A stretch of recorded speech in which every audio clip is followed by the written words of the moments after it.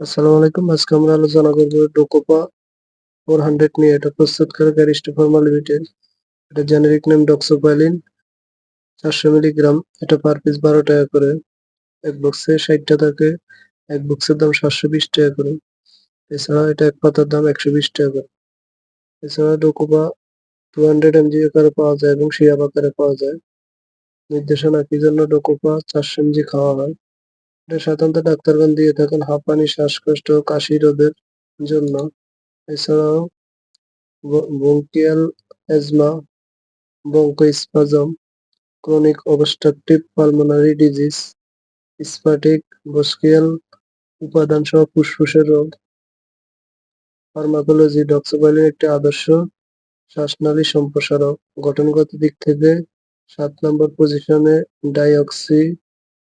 ডাইঅক্সিলেন group থাকার কারণে এটি থিওপাইলিন থেকে আলাদা।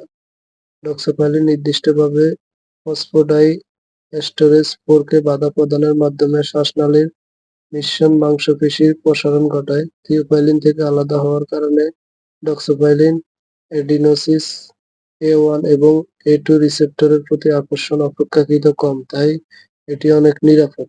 ডক্সোপাইলিন প্লাটিলেট অ্যাক্টিভেটিং ফ্যাক্টর PAFK এবং লিউকোট্রিন উৎপাদনে বাধা প্রদান করে। মাত্রা সেবন বিধি: প্রাপ্তবয়স্কদের ডোকোপা 400 মিলিগ্রাম দৈনিক 2 বার ডাক্তারগণ দিয়ে থাকেন। এছাড়া চিকিৎসকের পরামর্শ অনুযায়ী সেব্য। পার্শ্ব প্রতিক্রিয়া: জেনথিন সমূহের দ্বারা চিকিৎসারত রোগীদের ক্ষেত্রে বমি ভাব, বমি হওয়া, মাথা ব্যথা, ব্যথা, খিটখিটে ভাব, অনিদ্রা ইত্যাদি। গর্ভাবস্থায় স্তন্যদানকালে এবং স্তন্যদানকালে ব্যবহার: প্রাণীদেহে দেখা গেছে যে মায়ের গর্ভে বা জন্মের পর শিশুর বৃদ্ধিতে ডক্সোপাইলিন বাধা প্রদান করে না, যেহেতু গর্ভকালীন সময়ে এর ব্যবহারের সীমিত অভিজ্ঞতা রয়েছে।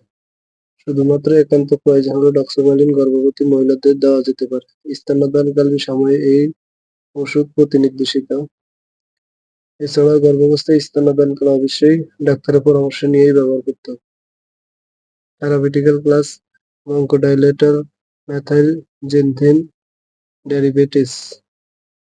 সংরক্ষণ: আলো থেকে দূরে শুষ্ক স্থানে রাখুন, শিশুদের নাগালের বাইরে রাখুন। এছাড়া যে কোনো মেডিসিন ব্যবহারের পূর্বে অবশ্যই ডাক্তারের পরামর্শ নিয়ে ব্যবহার করবেন। নিজে নিজে ভিডিও দেখে কোনো ওষুধ ব্যবহার করবেন না।